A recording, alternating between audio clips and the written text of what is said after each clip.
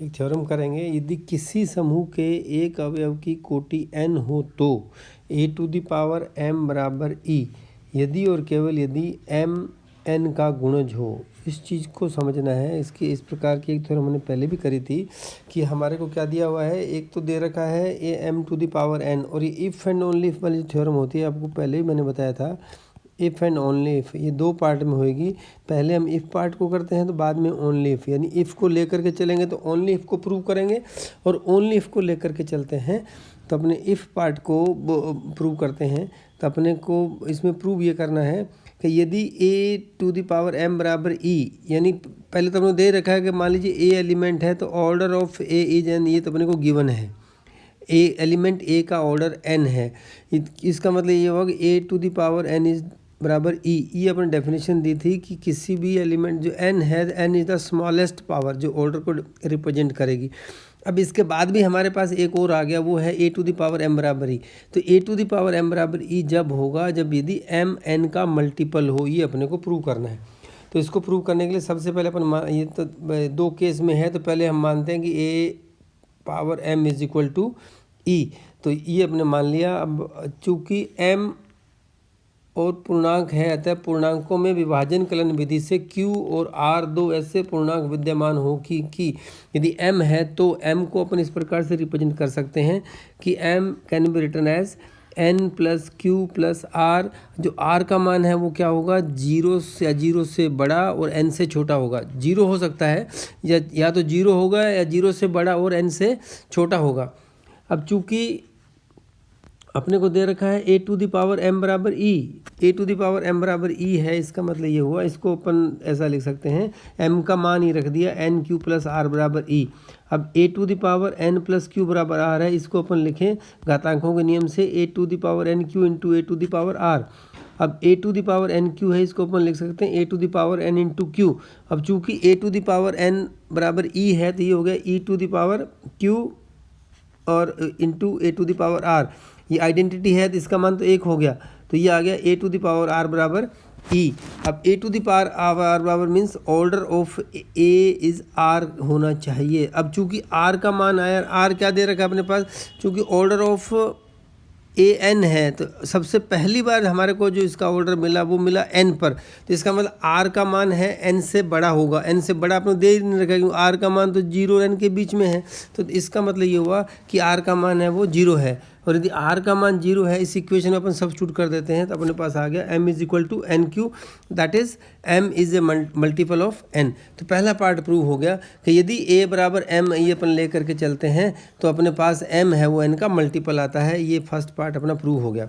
अब इसके उल्टे अपन यदि प्रूव करें तो वो ये है कि m है वो n का मल्टीपल है, m है n का मल्टीपल है, तो अपने को प्रूव करना है a⁴m is equal to e. This is what we have to prove. तो m n q है तो दोनों को a की घात बनाने पर a⁴m is equal to a⁴n और a⁴n का अपन लिख सकते हैं a⁴n की होल पावर q और a⁴n यहाँ से अपने पास ये हो गया e। तो e⁴ और e⁴ बराबर हो गया e। इसका मतलब ये हो गया कि a⁴m बराबर e।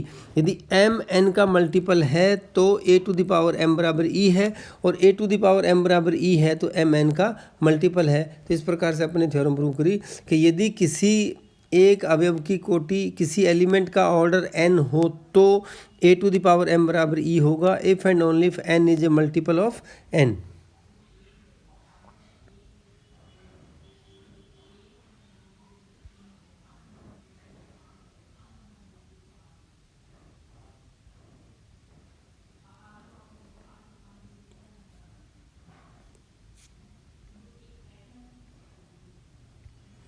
अभी एक सवाल और करते हैं अपने।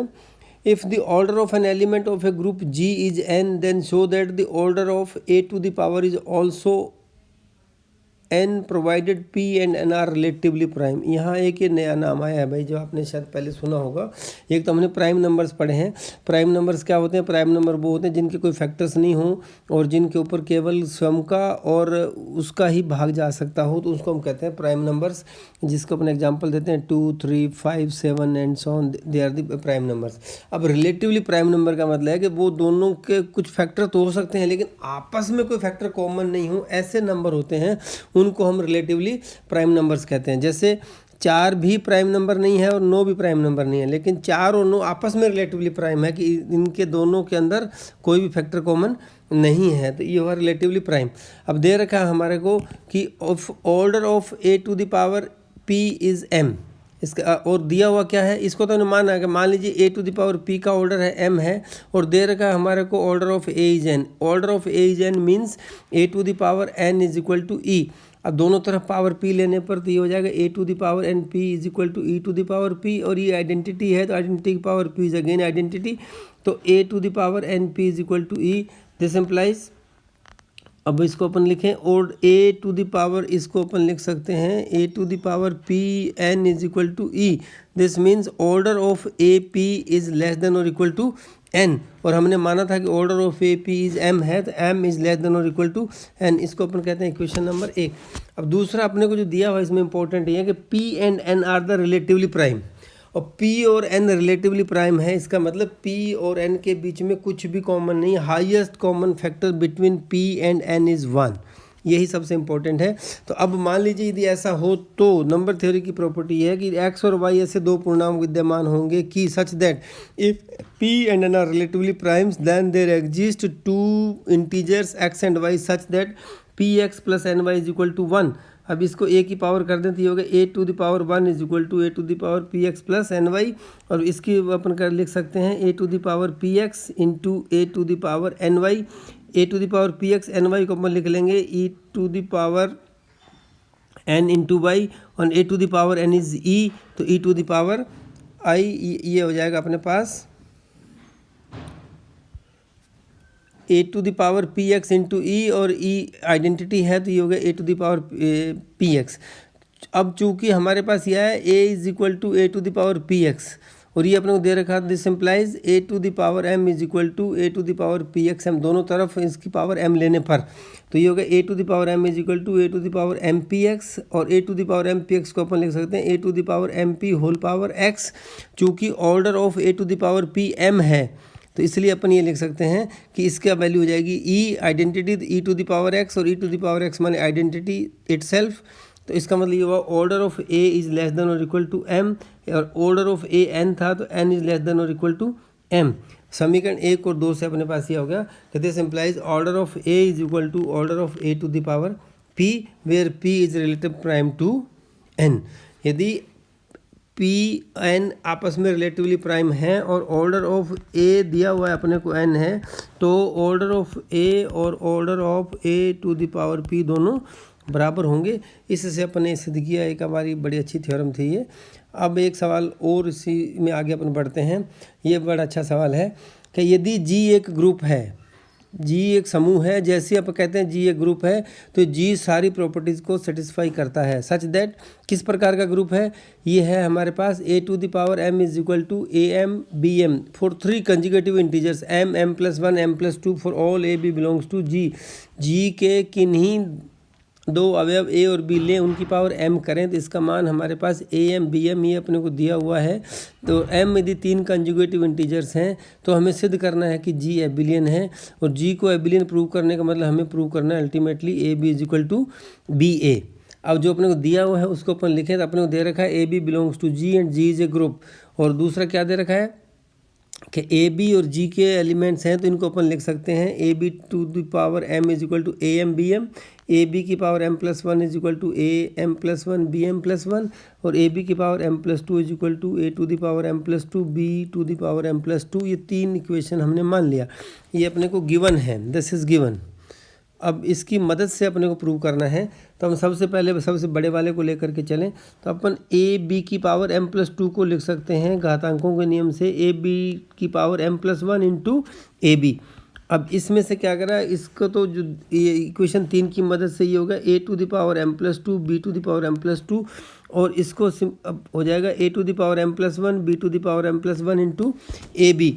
अब अपने पास जो ये a to the power m plus 1 है इसके 2 टुकड़े कर लेंगे, a to the power m plus 2 can be written as a to the power m plus 1 into a, और जो b to the power m plus 2 है इसको अपन लिख लेंगे b to the power m plus 1 into b। तो ये हो गया a to the power m plus 1 a b plus m n b, और ये इसको अपने अलग से लिख दिया a m प्लस 1 बी की पावर m प्लस 1 इकट्ठा, और ये आ गया अपने बी। अब हमारे पास क्योंकि जी ग्रुप है और यदि अपने पास अपनी थ्योरम प्रूव करी थी कि if a b c belongs to g, a b is equal to a c implies b is equal to c by left cancellation law, और यदि इसमें हमारे पास b a is equal to c a था तो ये आ गया था हमारे पास b is equal to c by right cancellation law. तो लेफ्ट और राइट कैंसिलेशन लॉ यदि हम यहाँ से लगाते हैं तो यहाँ से ये ए हटेगा और यहाँ से अपने पास बी हट जाएगा, तो लेफ्ट और राइट कैंसिलेशन लॉ की मदद से अपने पास हो गया a to the power m plus 1 is equal to b to the power m plus 1 into a. अब इसी इक्वेशन को हम वापस a to the power m से लेफ्ट हैंड साइड में गुणा करते हैं तो ये हो जाएगा a to the power m a b plus m 1 और a to the power m b m plus 1 into b. अब इसको बी m प्लस 1 को वापस हम लिख लेंगे b to the power b m plus 1 can be written as b to the power m into b. वो काम हमने यहाँ कर लिया और बाई एसोसिएटिविटी इसको अपने लिख लिया a to the power m b to the power b a, और इसमें अपने पास जो a to the power m से गुणा किया था इन दोनों को साथ मिलाएंगे तो ये हो जाएगा a to the power m plus 1 b to the power m plus 1।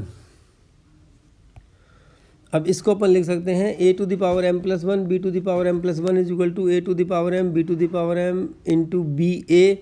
अब शुरू में अपने को दिया था कि यदि ए बी की पावर m प्लस 1 है तो उसको अपन लिख सकते हैं a to the power m plus 1 b to the power m plus 1। इस प्रॉपर्टी का उपयोग करके अपन इसको लिख दिया ए बी की होल पावर m प्लस 1, और ये इसी प्रॉपर्टी का m के लिए यूज करके इसको लिख दिया ए बी की पावर m। अब चूंकि ये है तो इसको अपन लिख सकते हैं ए बी की power m plus 1 can be written as a b की power m into a b. ये होगा ए बी की power m into a b, और ये होगा ए बी की power m into b a. वापस ये ए बी सी मान लो अपने पास जी के एलिमेंट है तो a b is equal to a c implies b is equal to c by left cancellation law. तो अब चूंकि ए बी जी के एलिमेंट है, जी ग्रुप है, इसका मतलब ए बी भी जी का एलिमेंट होगा, और अपने को दे रखा है कि a b to the power m is also element of ji.